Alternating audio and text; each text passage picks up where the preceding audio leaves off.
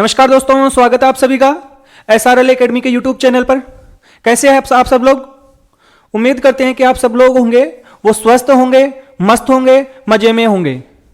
दोस्तों, आज के इस वीडियो के अंतर्गत हम देखने वाले हैं मानव के रक्त के बारे में।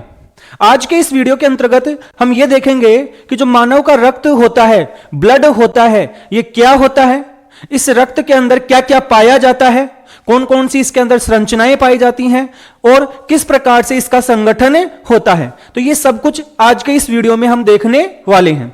इस कारण वीडियो को पूरा जरूर देखें और यदि आपको ये वीडियो अच्छा लगे, आपको लगे कि आपके लिए काम की चीज है, तो वीडियो को लाइक और शेयर जरूर करें और इसके साथ साथ में हमारे चैनल को सब्सक्राइब भी जरूर करें, जिससे कि क्या होगा कि आपको ऐसे वीडियो होंगे वो लगातार मिलते रहेंगे और साथ साथ में बेल के आइकन को भी जरूर दबाएं। तो वीडियो में हम आगे बढ़ते हैं। आज का जो ये वीडियो है ये हमारा परिसंचरण के बारे में रहने वाला है। और परिसंचरण होता है, इसका मतलब क्या होता है, इसमें क्या क्या हम पढ़ने वाले हैं, सबसे पहले हम ये देखते हैं। तो सबसे पहले हम बात करते हैं किसकी? परिसंचरण की। परिसंचरण या जिसे हम क्या कहते हैं, सर्कुलेशन। इंग्लिश में क्या कहते हैं, हमें सर्कुलेशन भी कहते हैं। देखो इसमें हम क्या देखने वाले हैं। सबसे पहले हम ये देखेंगे कि ये परिसंचरण होता क्या है, परिसंचरण का मतलब क्या है। देखो ये परिसंचरण शब्द है, ये दो शब्दों से मिलकर बना है। परि है, परि का मतलब होता है चारों तरफ या चारों ओर, और संचरण का मतलब होता है चलना। संचरण का मतलब होता है चलना या घूमना। इसका मतलब यह हो गया कि जो परिसंचरण होता है, इस परिसंचरण में कोई पदार्थ होता है जो हमारे शरीर में चारों तरफ हर जगह क्या होता रहता है, घूमता रहता है। और घूमता क्यों रहता है? देखो हमारे शरीर के अलग अलग हिस्सों के अंदर अलग अलग पदार्थ होते हैं।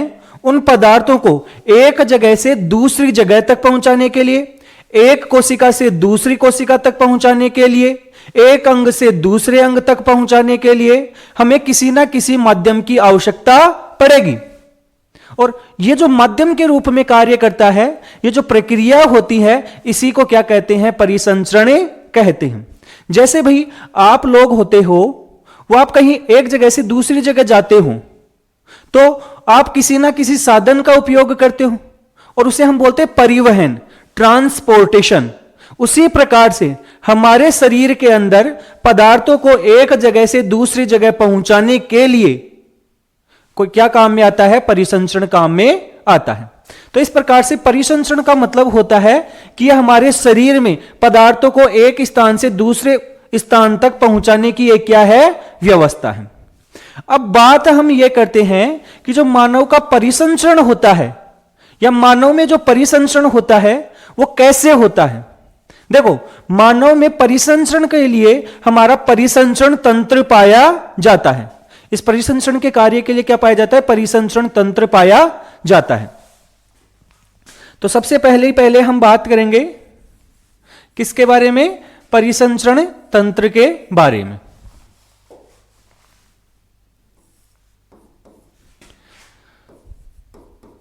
मानव परिसंचरण तंत्र, मानव का परिसंचरण तंत्र। अब देखो मानव में जो परिसंचरण तंत्र होता है, इसमें मुख्य रूप से तो जो काम में आता है उसे हम बोलते हैं रक्त परिसंचरण तंत्र। क्या कहते हैं, रक्त परिसंचरण तंत्र। देखो परिसंचरण तंत्र दो प्रकार के मानव में पाए जाते हैं। एक तो होता है हमारा रक्त परिसंचरण तंत्र, और यहां पर परिसंचरण का जो कार्य होता है यह हमारे रक्त के द्वारा अर्थात ब्लड के द्वारा किया जाता है। सामान्य तौर पर जब हम परिसंचरण के बारे में बात करते हैं तो हम रक्त परिसंचरण तंत्र के बारे में ही जानते हैं, लेकिन मनुष्य के शरीर में एक और परिसंचरण तंत्र भी पाया जाता है और जिसका नाम है हमारा लसिका तंत्र। जिसका नाम क्या होता है? लसिका तंत्र, जिसे हम लिम्फेटिक सिस्टम भी कहते हैं। हालांकि हमें इसको बहुत ज्यादा नहीं पढ़ना होता है, लेकिन थोड़ी बहुत जानकारी परिसंचरण में हमें किसके बारे में भी जाननी होती है? लसिका तंत्र के बारे में भी जाननी होती है, और इसको हम बाद में देखेंगे। हम बात आज किसके बारे में करेंगे? रक्त परिसंचरण तंत्र के बारे में। किसके बारे में बात करेंगे? रक्त परिसंचरण तंत्र के बारे में। देखो, आप जब भी रक्त परिसंचरण के बारे में बात करोगे तो रक्त परिसंचरण में आपको 3 मेन चीज पढ़नी होती हैं। रक्त परिसंचरण में आपको क्या क्या पढ़ना होता है? एक तो हमें पढ़ना होता है किसके बारे में? रक्त के बारे में। किसके बारे में पढ़ना होता है? रक्त के बारे में। रक्त परिसंचरण में सबसे इंपॉर्टेंट चीज हमें क्या पढ़ना होता है? रक्त, ब्लड के बारे में पढ़ना होता है। तो एक तो ब्लड के बारे में जानेंगे, उसके बाद में ये जो रक्त होता है, हमारा ब्लड होता है, वो हमारी वाहिनियों में बहता है, हमारी नस पाई जाती हैं, और इन नसों के अंदर हमारा रक्त होता है, वो पूरे शरीर के अंदर बहता है। तो हमें उन नसों के बारे में, जिसमें खून बहता है, उनके बारे में भी पढ़ना पड़ेगा। तो दूसरा हमें किसके बारे में पढ़ना पड़ेगा? रक्त वाहिनियों के बारे में भी पढ़ना पड़ेगा। रक्त वाहिनियों के बारे में पढ़ना पड़ेगा। तीसरा हमें क्या पढ़ना पड़ेगा? तीसरी इंपॉर्टेंट चीज जो हमें रक्त परिसंचरण में पढ़नी पड़ती है, और वो पढ़नी पड़ती है हृदय। क्या पढ़ना पड़ता है? हृदय। हार्ट के बारे में हमें पढ़ना पड़ेगा। हार्ट के बारे में भी हमें पढ़ना पड़ेगा। तो ये 3 चीजें हैं जिनके बारे में हमें क्या करना पड़ेगा? पढ़ना पड़ेगा। जब इसको हम पढ़ लेंगे तो हमारा क्या होगा? रक्त परिसंचरण तंत्र क्या होगा? कंप्लीट होगा। तो हम शुरुआत करेंगे इस परिसंचरण की, परिसंचरण वाले टॉपिक की हम शुरुआत कहां से करेंगे? हम ब्लड से इसकी शुरुआत करने वाले हैं। सबसे पहले हम किसके बारे में देखेंगे? ब्लड के बारे में देखेंगे, रक्त के बारे में देखेंगे। और आज का हमारा ये जो वीडियो है, इसके अंदर हम ब्लड का जो संगठन होता है, ब्लड का जो कंपोजिशन होता है, उसके बारे में देखने वाले। तो चलो शुरुआत करते हैं। तो आज का हमारा जो टॉपिक है वो क्या है? रक्त।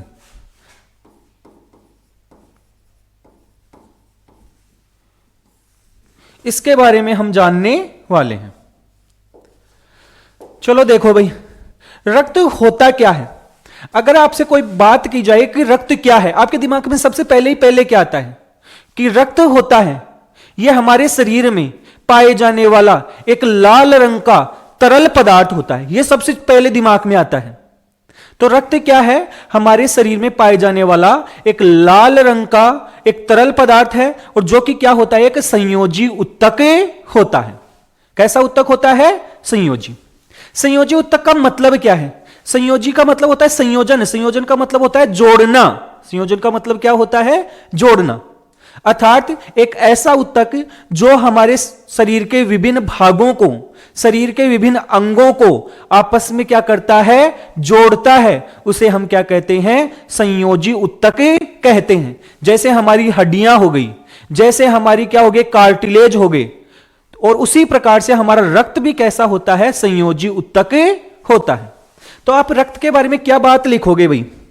तो रक्त के बारे में आपको सबसे पहले इंपॉर्टेंट चीज क्या लिखनी है? कि रक्त होता है लाल रंग का। रक्त का रंग लाल होता है, सबको पता है। लाल रंग का तरल संयोजी उत्तक होता है। सबसे पहली बात यह आपको ध्यान रखनी है कि रक्त होता है कैसा? एक लाल रंग का तरल संयोजी उत्तक होता है। एक दो बात हमें रक्त के बारे में और जाननी है कि जो हमारा ये रक्त होता है ना, इस रक्त की पीएच होती है, ये फिक्स पाई जाती है। हमारे रक्त की जो पीएच है वो फिक्स, आपको ध्यान रखना ही रखना है। जो रक्त है, इस रक्त का जो पीएच होता है, यह होता है हमारा 7.4। कितना होता है भाई रक्त का पीएच? 7.4 होता है। और क्या बात जाननी है हमें रक्त के बारे में?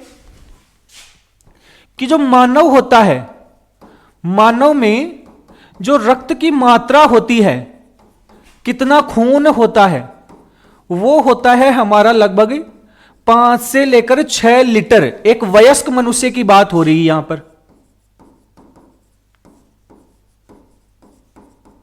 किसमें? एक वयस्क मनुष्य के अंदर कितना रक्त पाया जाता है? 5 से 6 लीटर रक्त पाया जाता है। कई बार इसको हम 5.5 लीटर भी बोलते हैं। यह बात आपको ध्यान रखनी है। और क्या बात ध्यान रखनी है?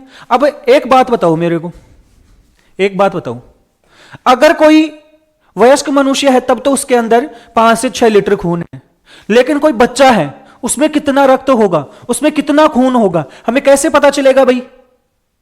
उसमें 5 से 6 लीटर थोड़ी होगा।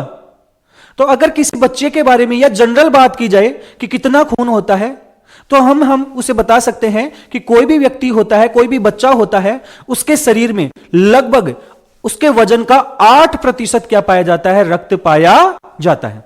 क्या बोल सकते हैं कि किसी भी व्यक्ति, चाहे से वो बच्चा हो और चाहे से वो वयस्क मनुष्य हो, उसके वजन का लगभग 8% क्या पाया जाता है? रक्त पाया जाता है। तो यह बात आपको ध्यान रखनी है कि रक्त की मात्रा होती है वजन की लगभग 8% होती है। इसका मतलब मान लो, अगर हम ऐसे मान लें कि एक वयस्क मनुष्य है, वो 70 किलो के आसपास, 70-75 किलो के आसपास होगा। मान लो हम कितना मान लेते हैं? 70 केजी एक वयस्क मनुष्य का वजन। तो इसके अनुसार भाई 8 कितना हो जाएगा? इसका 70 का 8% क्या हो जाएगा? यह हो जाएगा आपका 5.6 लीटर क्या हो जाएगा? इसका रक्त हो जाएगा। तो यह बात आपको ध्यान रखनी है कि मनुष्य में जो रक्त होता है वो उसके वजन का लगभग कितना होता है? 8% पाया जाता है। बाकी और क्या बात ध्यान रखनी है? तो हमें याद रखना है कि जो मनुष्य होता है, उस मनुष्य का जो रक्त होता है, इस रक्त में क्या क्या पाया जाता है? कि मनुष्य का जो रक्त है, इस रक्त का संगठन क्या है?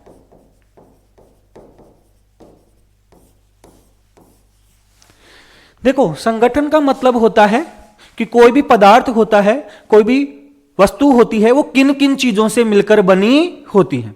तो हम बात करने वाले हैं कि मनुष्य का जो रक्त होता है, मनुष्य का जो ब्लड होता है, उसमें क्या क्या पाया जाता है। चलो देखो, मनुष्य का रक्त का संगठन देखते हैं। चलो अगले पेज में देख लेते हैं।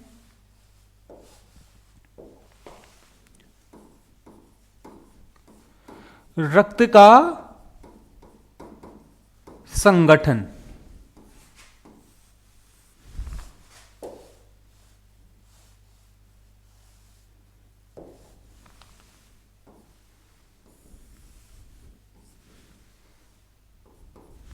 देखो, मनुष्य का जो रक्त होता है, इस रक्त को मुख्य रूप से 2 भागों में डिवाइड किया जाता है। कितने भागों में विभाजित किया जाता है? 2 भागों में। एक तो होता है हमारे रक्त का तरल भाग। रक्त का कौन सा भाग होता है? तरल भाग।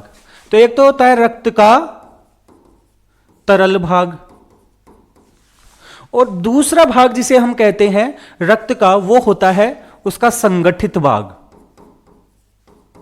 उसका कौन सा भाग होता है? संगठित भाग।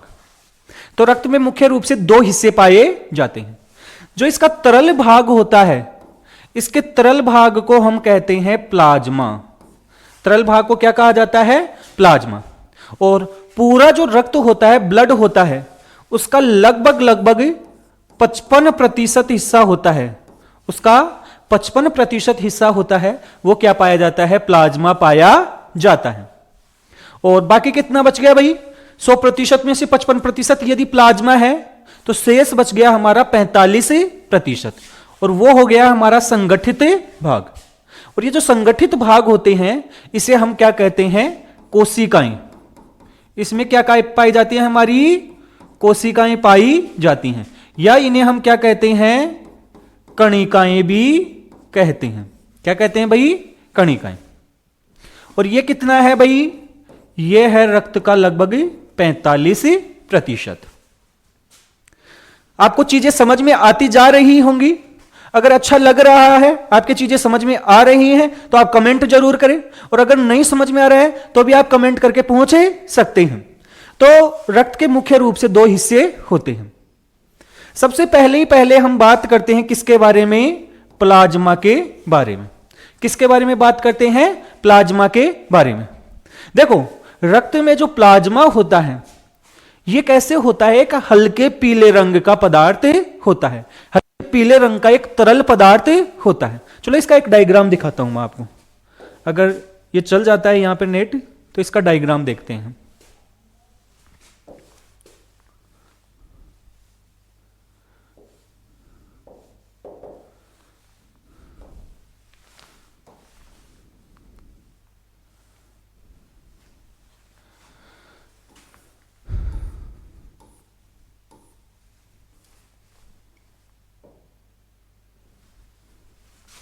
देखो भाई, यहां पे ये आप देख रहे होंगे, ये हमारा ब्लड है। और ब्लड में यदि हम देखें तो जब हम रक्त को किसी एक कंटेनर में या रक्त को किसी एक वायल के अंदर रखते हैं बाहर निकालकर, तो थोड़ी देर के अंदर इसके ऊपर की तरफ एक हल्के पीले रंग का तरल पदार्थ आ जाता है।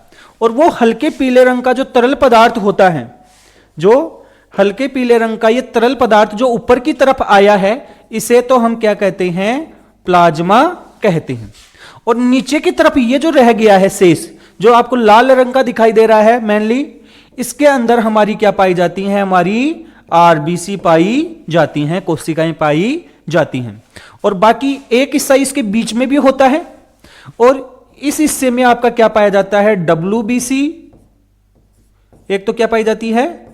WBC प्लस प्लेटलेट्स पाई जाती हैं। और इस हिस्से को कंप्लीट रूप से हम बफी कोट भी कहते हैं। क्या कहते हैं भाई? Buffy coat. तो प्लाज्मा होता है, ये रक्त का तरल भाग होता है, और ये क्या होता है? हमारे हल्के पीले रंग का होता है। प्लाज्मा कैसे होता है? हल्के पीले रंग का तरल भाग होता है, जो आप डायग्राम में देख रहे होंगे। और जब हम रक्त को एक सीसी के अंदर लेकर उसको रखते हैं बाहर की तरफ, तो ये ऊपर की ओर आ जाता है, और बाकी कोशिकाएं होती हैं वो भारी होने के कारण नीचे की ओर सेटल डाउन हो जाती हैं। तो ये था हमारा प्लाज्मा। तो प्लाज्मा के बारे में क्या क्या बातें बताई जा सकती हैं? सबसे पहली बात आपको ध्यान रखनी है कि जो प्लाज्मा होता है, प्लाज्मा ये हल्के पीले रंग का, हल्के पीले रंग का तरल भाग होता है। और ये जो प्लाज्मा होता है, इसके अंदर अलग अलग प्रकार के पदार्थ पाए जाते हैं। भाई तरल है, और कोई भी तरल पदार्थ जो हमारे शरीर के अंदर है वो मुख्य रूप से जल से बना हुआ है। तो सबसे पहली चीज जो हमारे प्लाज्मा में पाई जाती है वो होता है जल। और प्लाज्मा का लगभग 92% भाग होता है। प्लाज्मा का कितना प्रतिशत हिस्सा? 92% हिस्सा होता है। यह आपका किससे बना होता है? जल से बना होता है। दूसरी चीज देखो भाई, जल के अलावा और क्या होता है प्लाज्मा के अंदर? तो प्लाज्मा में पाए जाते हैं प्लाज्मा प्रोटीन। प्लाज्मा में और क्या पाया जाता है भाई? प्लाज्मा प्रोटीन पाए जाते हैं। और ये प्रोटीन क्योंकि प्लाज्मा में उपस्थित हैं, इसी कारण इसे क्या कहते हैं? प्लाज्मा प्रोटीन कहते हैं। अब प्लाज्मा में कौन कौन से प्रोटीन पाए जाते हैं? ब्लड का जो प्लाज्मा होता है, उस प्लाज्मा के अंदर कौन कौन से प्रोटीन पाए जाते हैं? देखो, एक नंबर पे तो होता है हमारा एल्ब्यूमिन। कौन सा प्रोटीन होता है? एल्ब्यूमिन। एक प्रोटीन होता है जिसका नाम होता है ग्लोब्यूलिन। कौन सा प्रोटीन होता है? ग्लोब्यूलिन। इसके अलावा एक और मुख्य प्रोटीन होता है जिसका नाम होता है फिब्रिनोजन। क्या होता है? फिब्रिनोजन। तो प्लाज्मा में हालांकि प्रोटीन तो बहुत प्रकार के पाए जाते हैं, लेकिन मुख्य रूप से आपके 3 प्रोटीन होते हैं वो प्लाज्मा के अंदर पाए जाते हैं। एक हो गया हमारा एल्बुमिन, दूसरा हो गया हमारा ग्लोबुलिन और एक हो गया हमारा फिब्रिनोजन। देखो ये जो एल्बुमिन प्रोटीन होता है ना, ये हमारे रक्त में प्रासरण दाब को बनाए रखता है। किसको बनाकर रखता है? प्रासरण दाब को। तो शॉर्ट में याद रख लो कि एल्बुमिन प्रोटीन क्या काम करता है? रक्त के प्रासरण दाब, ऑस्मोटिक जो प्रेशर होता है उस दाब को बनाकर रखता है। ये ग्लोबुलिन प्रोटीन होता है, यह हमारे प्रतिरक्षा, किसमें काम में आता है? प्रतिरक्षा। हमारे शरीर के अंदर जो एंटीबॉडी बनी होती है ना, जो हमारी रोगों से लड़ती हैं, हम बोलते हैं कि हमारी शरीर की जो एंटीबॉडी है, हमारे शरीर की जो प्रतिरक्षा है, इम्यूनिटी है, वो बढ़िया है।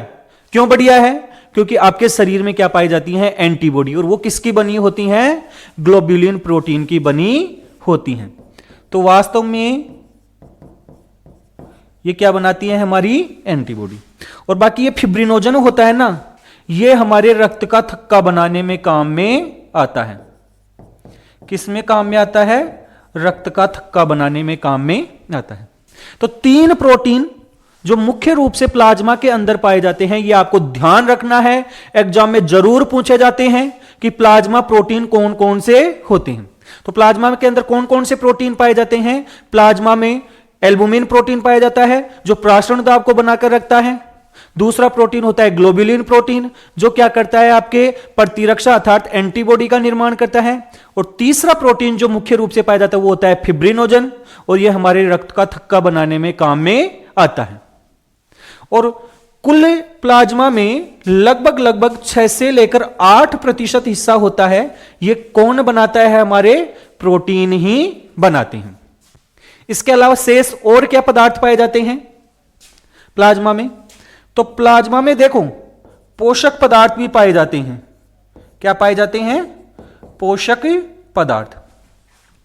भाई जो आपने खाना खाया और खाना खाने के बाद में आंतों में गया, आंतों में उसका पाचन हो गया, पाचन होने के बाद में उसको कोशिकाओं तक पहुंचाना है। अब आंतों से कोशिकाओं तक खाना कैसे पहुंचेगा? भाई अलग अलग जगह पर जाने के लिए तो एक ही सुविधा है, एक ही ट्रेन है हमारे पास, तो एक ही बस है, और वो है रक्त, ब्लड। तो उस पचे हुए खाने का अवशोषण होता है और उसको किस में डाल दिया जाता है? रक्त में। तो ग्लूकोज वगैरह रक्त में जो डाले हैं वो कहां पर उपस्थित है? प्लाज्मा में ही तो है। कहां पर है? प्लाज्मा में है। इस कारण आपके पोषक पदार्थ भी होते हैं, जैसे आपका ग्लूकोज हो गया, एमिनो अम्ल हो गए। क्या हो गए हैं? एमिनो अम्ल हो गए। इसके अलावा आपके फैटी एसिड वगैरह हो गया, क्योंकि ये सारे के सारे पोषक पदार्थ इसी के अंदर हैं। इसके अलावा आप सबको पता होगा कि हमारी जो अंतःस्रावी ग्रंथियां होती हैं, ये अंतःस्रावी ग्रंथियां अपने हार्मोनों को भी किस में डालती हैं? रक्त में। अंतःस्रावी ग्रंथि की यही तो परिभाषा होती है कि अपने जो उत्पाद होते हैं, जो हार्मोन होते हैं, उसको सीधे किस में डाल देती हैं? रक्त में, और रक्त फिर उनको पहुंचाता है। इसका मतलब रक्त में आपके क्या पाए जाते हैं? हार्मोन भी पाए जाते हैं। तो 5 नंबर पे आपको क्या याद रखना है? हार्मोन। और 6 नंबर पे आपको क्या याद रखना है? आपको याद रखना है कि हमारे रक्त में क्या पाए जाते हैं? खनिज लवण भी पाए जाते हैं। खनिज लवण का मतलब क्या हो गया? जैसे हमारा सोडियम हो गया, पोटेशियम हो गया, क्लोराइड हो गया, बाइकार्बोनेट हो गया, ऐसे क्या पाए जाते हैं? लवण पाए जाते हैं, या जिन्हें हम खनिज लवण कहते हैं या मिनरल्स कहते हैं। तो ये सारी की सारी चीजें हमारी किस में पाई जाती हैं? प्लाज्मा में पाई जाती हैं। तो रक्त का सबसे महत्वपूर्ण भाग जो प्लाज्मा होता है, इस प्लाज्मा के अंदर क्या क्या पाया जाता है, कैसे कैसे पाया जाता है, यह सब कुछ आपको बताया गया है। एक बार दोबारा से रिवीजन कर लेते हैं फटाफट कि हमारा जो रक्त होता है मुख्य रूप से 2 भाग होते हैं। एक इसका तरल भाग होता है जिसे प्लाज्मा कहते हैं, 55% होता है कुल रक्त का। दूसरा होता है संगठित भाग, और इसको हम कोशिकाएं या कणिकाएं कहते हैं, और ये लगभग कितना होता है? हमारा 45% होता है। प्लाज्मा को देखें तो प्लाज्मा हल्के पीले रंग का होता है, जिसमें मुख्य रूप से जल पाया जाता है कितना, 92%। प्लाज्मा में प्रोटीन होते हैं 6 से 8%। प्रोटीन कौन कौन से होते हैं, एल्बुमिन, ग्लोबुलिन और फिब्रिनोजन। मुख्य रूप से एल्बुमिन होता है प्राशन दाब बनाए रखता है, ग्लोबुलिन होता है हमारे प्रतिरक्षा या एंटीबॉडी में काम में आता है, फिब्रिनोजन होता है रक्त में थक्का बनाने का कार्य करता है। पोषक पदार्थ देखें, ये भी हमारे प्लाज्मा में होते हैं, जैसे ग्लूकोज हो गया, एमिनो अम्ल हो गए, फैटी एसिड हो गए और अन्य जो भी पोषक पदार्थ हैं वो पाए जाते हैं। इसके अलावा हार्मोन होते हैं, सारे के सारे हार्मोन रक्त के अंदर पाए जाते हैं और ये रक्त के द्वारा ही अलग अलग कोशिकाओं तक पहुंचाए जाते हैं। इसके अलावा खनिज लवण, सोडियम, पोटेशियम, क्लोराइड, आपके बाइकार्बोनेट वगैरह पाए जाते हैं। और आप सबको एक बात मैंने बताई है कि यहां पर आपने डायग्राम में देख ही लिया है कि कौन सा हिस्सा कौन सा होता है। यहां पर मैंने देखो एक चीज विशेष तौर से बताई है, आपको एक बात बताई है। क्या आप जानते थे कि बफी कोट क्या होता है? बफी कोट होता है यह हमारा रक्त के अंदर जो आपकी WBC होती हैं और जो प्लेटलेट्स होती हैं, इन दोनों को संयुक्त रूप से हम क्या कहते हैं, बफी कोट कहते हैं। और यह बफी कोट होता है हमारा प्लाज्मा और आरबीसी होती है, इनके बीच में पाया जाता है। भाई आरबीसी नीचे की तरफ सेटल डाउन होती है, प्लाज्मा ऊपर की तरफ रहता है और इनके बीच में एक लेयर के रूप में क्या पाया जाता है, बफी कोट पाया जाता है। तो यह भी थोड़ा सा ध्यान रखना है। तो ये प्लाज्मा के बाद में दूसरी चीज देखो भाई, इसको तो हम हटा देते हैं अब।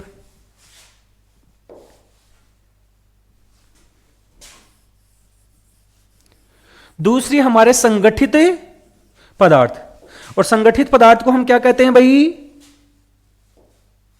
कोशिकाएं भी कहते हैं या कणिकाएं भी कहते हैं। कौन कौन सी कोशिकाएं या कणिकाएं होती हैं वो हमारे रक्त के अंदर पाई जाती हैं। तो देखो रक्त में मुख्य रूप से जो कणिकाएं या कोशिकाएं पाई जाती हैं वो 3 प्रकार की होती हैं। कितने प्रकार की होती हैं? 3। पहले नंबर पे जो होती हैं इन्हें हम क्या कहते हैं, आरबीसी। क्या कहते हैं भाई, आरबीसी अर्थात लाल रक्त कणिकाएं बोल दो या फिर कोशिकाएं बोल दो, रेड ब्लड सेल बोल दो या रेड ब्लड कॉर्पस्कुलर कहते हैं इनको। आरबीसी हो गई। दूसरी हो गई है हमारी डब्ल्यूबीसी। दूसरी हमारी क्या हो गई है, डब्ल्यूबीसी, व्हाइट ब्लड सेल या व्हाइट ब्लड कॉर्पस्कुलर। और इसके अलावा हमारी क्या हो गई हैं, प्लेटलेट्स हो गई हैं। तीसरे नंबर पे क्या हो गई है हमारी, प्लेटलेट्स हो गई हैं। तो रक्त में मुख्य रूप से 3 प्रकार की कोशिकाएं या कणिकाएं पाई जाती हैं। अब देखो इनके अलग नाम हो रहे हैं। अभी तक आप केवल आरबीसी, डब्ल्यूबीसी और प्लेटलेट्स के नाम से ही जानते थे। इन तीनों के अलग अलग नाम हो रहे हैं। देखो हमारा जो आरबीसी होता है ना, आरबीसी को हम एक नाम से और जानते हैं, इसे हम क्या कहते हैं, इरिथ्रोसाइट।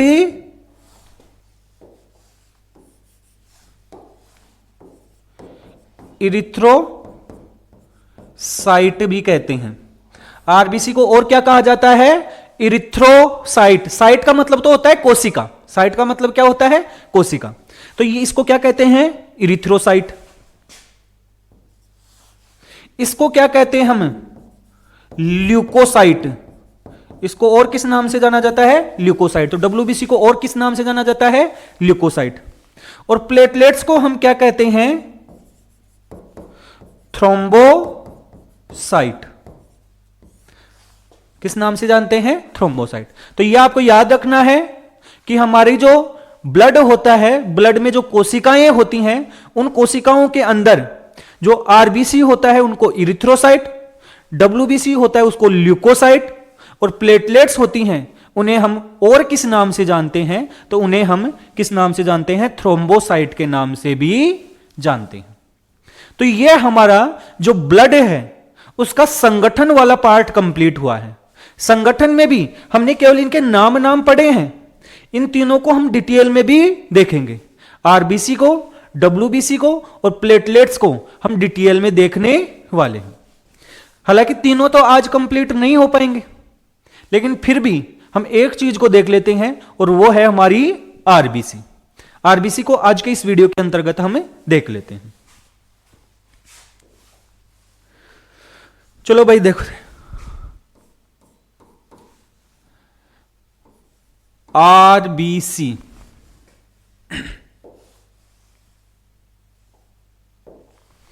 क्या कहते हैं इनको? लाल रक्त कणिकाएं।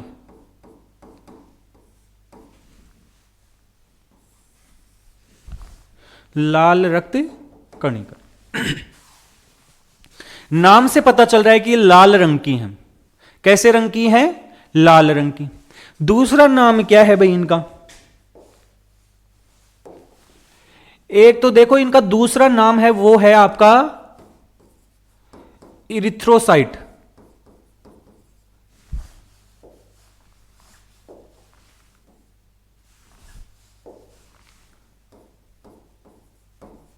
तो इनको क्या कहते हैं? इरिथ्रोसाइट भी कहा जाता है। इसके बारे में और क्या पता है भैया आरबीसी में? आरबीसी के बारे में तो आरबीसी होती हैं, ये हमारी ब्लड के अंदर पाए जाने वाली सबसे ज्यादा जो कोशिकाएं होती हैं। भाई कोशिकाएं तो तीन प्रकार की हैं, आरबीसी, डब्ल्यूबीसी और प्लेटलेट्स। उसमें सबसे ज्यादा, और सबसे ज्यादा क्या, कोशिकाओं में 99% भाग है वो आपकी क्या होती हैं? आरबीसी ही होती हैं। तो दूसरी बात आपको ध्यान रखनी है कि रक्त में पाई जाने वाली सबसे अधिक कोशिकाएं, सबसे अधिक जो कोशिकाएं होती हैं वो हमारी कौन सी होती हैं? आरबीसी ही होती हैं। और कितनी? 99%। तीसरी बात हमें और क्या ध्यान रखनी है भाई? किस आकार की होती हैं? तो ये द्वि अवतलाकार होती हैं।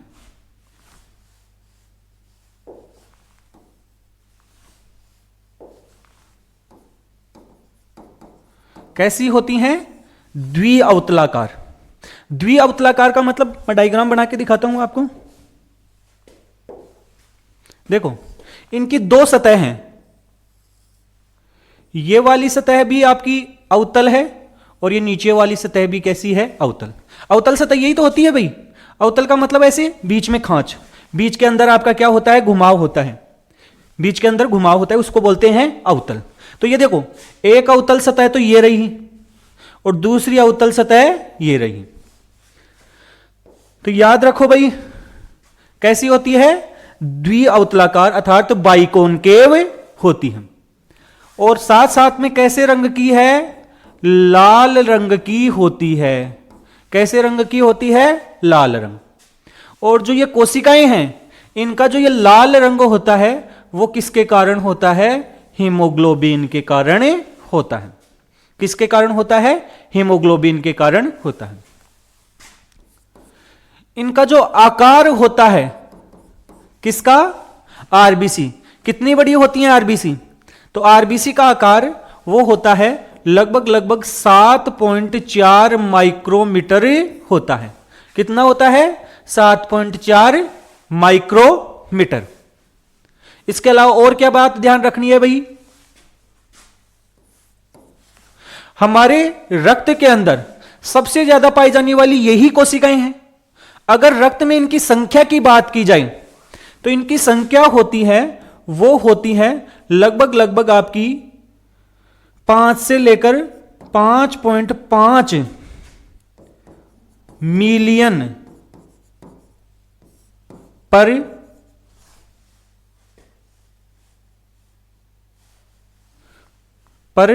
माइक्रोलीटर। कितनी होती हैं भाई आपकी? 5 से लेकर 5.5 मिलियन पर माइक्रोलीटर। या इसे हम और किस नाम से? एमएम क्यूब भी कहते हैं। आपको कई जगह एमएम क्यूब लिखा हुआ मिलेगा। इसे वैसे कहा जाता है माइक्रोलीटर, 10 की पावर -6। अब देखो मिलियन का मतलब होता है 10 लाख। मिलियन का मतलब क्या होता है? 10 लाख। तो कई बार आपको बोल दिया जाता है भाई 50 से 55 लाख होती हैं, और आप बोलते हो कि हमने तो पढ़ा है कि 5 से लेकर 5.5 मिलियन होती हैं, और ये बोल रहा है 50 से 55 लाख। अरे भाई वो यूनिट का फर्क है केवल। मिलियन का मतलब होता है 10 लाख। तो मिलियन हटा दो भाई। अगर मिलियन नहीं लिखूं तो मैं इसको लिख सकता हूं 50 से लेकर 55 लाख पर माइक्रोलीटर। देखो, हालांकि यदि इनकी तुलना की जाए पुरुष में और महिलाओं में, तो पुरुष में आरबीसी थोड़ी सी ज्यादा होती हैं और महिलाओं में थोड़ी सी कम होती हैं। जैसे अगर मेल फीमेल की बात की जाए, तो मेल के अंदर, पुरुष के अंदर आरबीसी होती है हमारी ये 5 से 5.5 मिलियन पर माइक्रोलीटर है, जबकि फीमेल हैं, उन फीमेल में ये हो जाती हैं आपकी 4.5 से लेकर 5 मिलियन पर माइक्रोलीटर। ये थोड़ा सा मेल फीमेल का कोई कंसेप्ट हो तो आप ध्यान रख लेना। बाकी नॉर्मली आपको क्या ध्यान रखना है कि 5 से लेकर 5.5 मिलियन होती हैं पर माइक्रोलीटर क्या होती हैं आपकी आरबीसी पाई जाती हैं। इसके अलावा और क्या बात ध्यान रखनी होती है भैया आपको आरबीसी के बारे में? तो आरबीसी के बारे में एक बात और ध्यान रख लेना, आरबीसी का जो जीवन काल होता है, आरबीसी का जो जीवन काल, अर्थात आरबीसी कितने दिन तक आपकी जीवित रहती हैं, कार्य करती रहती हैं, तो आरबीसी का जीवन काल होता है वो होता है आपका लगभग 120 दिन। कितना होता है? 120 दिन। और 120 दिन के बाद में क्या होता है? देखो, 120 दिन के बाद में ये कहां पर जाकर नष्ट होती हैं? ये हमारा एक अंग होता है जिसे हम क्या कहते हैं? प्लीहा। क्या कहते हैं? प्लीहा, या जिसे क्या कहा जाता है? स्प्लीन। प्लीहा कहां होता है भैया? आपको पोजीशन पता है क्या? प्लीहा एक छोटा सा, स्प्लीन एक छोटा सा अंग है। जो आपका अग्नाशय होता है ना, यहां पे आमाशय के जस्ट नीचे क्या होता है? अग्नाशय, और अग्नाशय के आगे की तरफ एक छोटा सा अंग पाया जाता है जिसे क्या कहते हैं? प्लीहा या स्प्लीन कहा जाता है। और उसी स्प्लीन में जाकर आपकी आरबीसी क्या हो जाती है? नष्ट हो जाती हैं। कितने दिन के बाद में? 120 दिन के बाद में।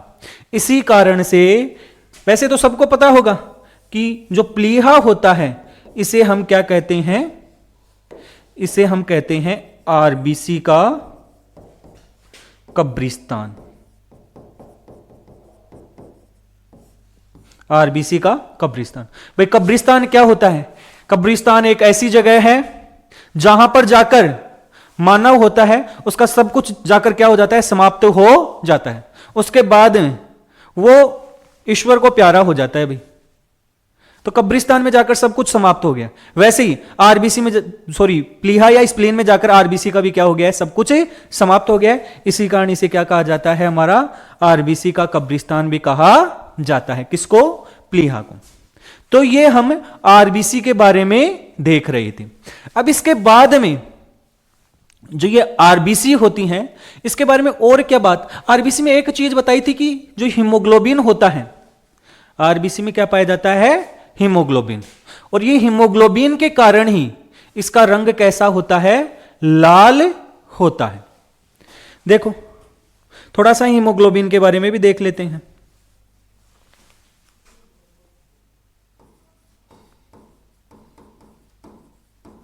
हीमोग्लोबिन,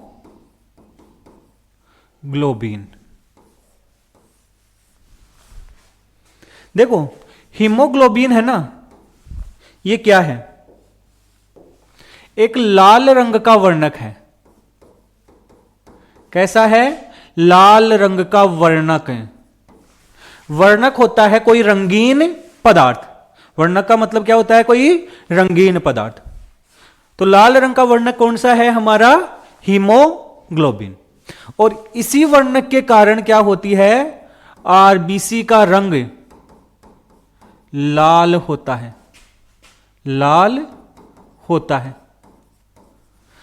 और क्या बात ध्यान रखनी है भैया हीमोग्लोबिन के बारे में? ये जो हीमोग्लोबिन होता है, ये जो हीमोग्लोबिन होता है, किसी मनुष्य में कितना होता है भाई? देखो, हीमोग्लोबिन की नॉर्मल मात्रा, सामान्य मात्रा कितनी होनी चाहिए? वो होनी चाहिए लगभग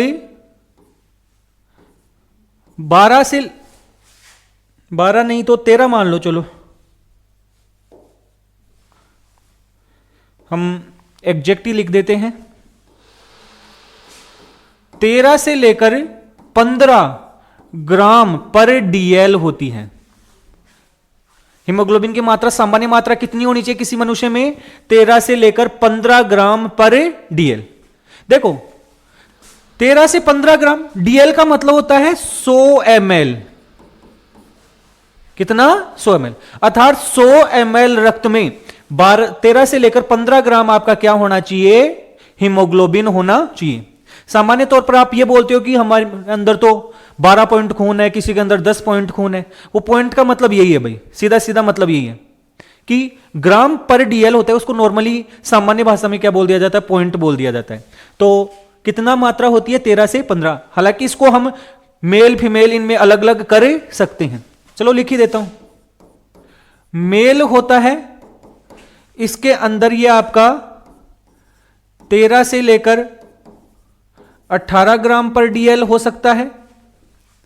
फीमेल होता है, इसके अंदर ये आपका 11 से लेकर 15 ग्राम पर डीएल होता है। और जो छोटे बच्चे होते हैं इन्फेंट, उनके अंदर ध्यान से सुनना, 15 से लेकर 18 ग्राम पर डीएल होता है। छोटे बच्चों के अंदर हीमोग्लोबिन की मात्रा क्या होती है? ज्यादा होती है, याद रखना है आपको। इसके अलावा और देखो भाई, ये हीमोग्लोबिन होता है ना, ये हमारे क्या काम करता है? हमारे शरीर में मुख्य रूप से जो ऑक्सीजन का परिवहन, गैसों का जो परिवहन होता है ना, उसमें सबसे मुख्य योगदान किसका होता है? हीमोग्लोबिन का। तो हीमोग्लोबिन क्या करता है? गैसों का परिवहन। किसका करता है? गैसों का। और मुख्य रूप से कौन सी गैस? ऑक्सीजन गैस का क्या करता है? परिवहन करता है। जब ऑक्सीजन गैस होती है हीमोग्लोबिन से जुड़ती है तो क्या बनता है आपका? Oxy haemoglobin. क्या बनता है भाई? Oxy haemoglobin. और ये ऑक्सी हीमोग्लोबिन होता है, यही आपका क्या होता है? ऑक्सीजन को अलग अलग जगहों पर लेकर जाता है। एक थोड़ी सी बात और जान लो भाई, कि जो ये हीमोग्लोबिन है, ये किस किस चीज से मिलकर बना है? हीमोग्लोबिन देखो, एक तो है हीम और दूसरा हिस्सा होता है इसका ग्लोबिन। एक तो होता है क्या? हीम, और एक होता है ग्लोबिन। ये हीम भाग होता है ना, ये तो आपका किससे बना है? आयरन से, या जिसे हम बोलते हैं फेरस। किससे बना है? आयरन या फेरस से। और ग्लोबिन होता है, ये क्या होता है? आपकी प्रोटीन। ग्लोबिन क्या होता है भाई? प्रोटीन। अब आपको यह बात तो पता होगी भाई कि प्रोटीन बना होता है, वो होता है एमिनो अम्ल। और बहुत सारे एमिनो अम्ल जब जुड़ते हैं तो उससे एक श्रृंखला बनती है, और उसी श्रृंखला से आपका क्या बना होता है? प्रोटीन। ग्लोबिन प्रोटीन में आपकी 4 श्रृंखलाएं होती हैं। कितनी श्रृंखलाएं होती हैं? 4।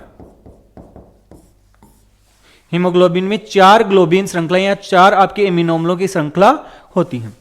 और इसमें से आपकी 2 श्रृंखला होती हैं अल्फा और 2 होती हैं आपकी बीटा। हीमोग्लोबिन में कुल मिलाकर 4 आपकी ग्लोबिन प्रोटीन की क्या पाई जाती हैं? श्रृंखलाएं पाई जाती हैं, जिनमें से 2 अल्फा श्रृंखला होती हैं और 2 बीटा श्रृंखला होती हैं। चलो हीमोग्लोबिन का डायग्राम दिखाता हूं मैं आपको। देखो, ये 4 अणु तो आपके किसके हो गए हैं? फेरस के।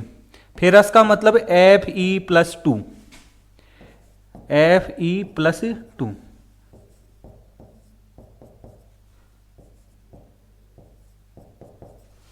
तो 4 तो होते हैं फेरस या आयरन, और इनके साथ में 4 क्या जुड़ी रहती हैं? आपकी श्रृंखलाएं। क्या जुड़ी रहती हैं? श्रृंखलाएं। तो ये 4 तो हो गई हैं आपकी श्रृंखला, जिनमें ये मान लो 2 तो हो गई हैं अल्फा, और ये 2 मान लो आप बीटा श्रृंखला, और बाकी क्या पाया जाता है? आयरन। इसी कारण बोला जाता है भाई, इसी कारण क्या बोला जाता है कि आयरन की कमी से हीमोग्लोबिन की कमी हो जाती, क्योंकि आयरन कम होगा तो हीमोग्लोबिन कम होगा, क्योंकि आपका हीमोग्लोबिन किससे बना है? आयरन से। तो अगर आपके अंदर खून की कमी हो रही है, हीमोग्लोबिन की कमी हो रही है, तो आयरन खाना पड़ता है आपको। अब वो आयरन है, आप चाहे इसे अपनी सब्जियों में खाओ, प्राकृतिक रूप से खाओ, हरी सब्जियां खाओ, दाल खाओ, उसमें खाओ, या फिर टेबलेट ले लो भाई,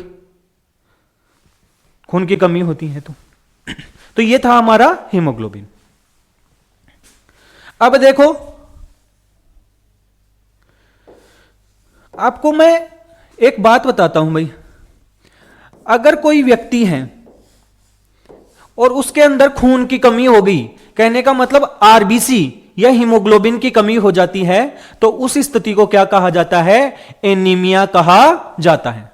अगर किसी व्यक्ति में खून की मात्रा, आरबीसी की मात्रा या फिर हीमोग्लोबिन की मात्रा होती है, वो उसकी सामान्य मात्रा से क्या हो जाती है? कम हो जाती है, तो उस स्थिति को क्या कहा जाता है? एनीमिया कहा जाता है।